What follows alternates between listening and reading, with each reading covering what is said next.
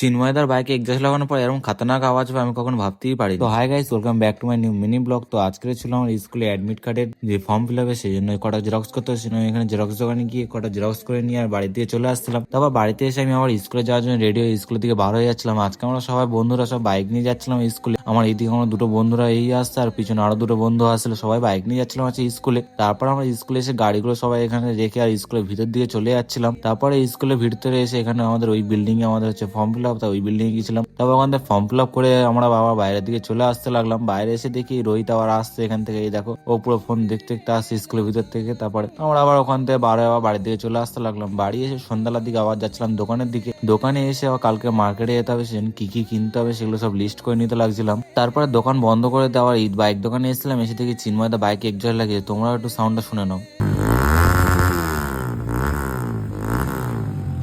তারপর আমি বাইক নিয়ে আবার চলে যাচ্ছিলাম বাসন্তী, কারণ বাসন্তী আমার একটা জেঠু বাড়ি আছে, সেই জেঠু বাড়িতে আছে কীর্তন ছিল। তবে জেঠু বাড়িতে এসে দেখি এখানে কীর্তন অনেক লোকজন এসছে, এখানে এই দেখো কত লোকজন এসছে এখানে কীর্তন করছে। তারপর কিছুক্ষণ এখানে বসে আবার বাড়ির দিকে চলে আসতে লাগলাম। তারপর বাড়িতে চলে এসেছি। তো আজকে ব্লগ এই পর্যন্ত এন্ড করবো। পছন্দ হলে লাইক করে দেবে, চ্যানেল নতুন হলে সাবস্ক্রাইব করে দেবে। আবার দেখা হয় পরের ভিডিওতে, ততক্ষণের জন্য বাই।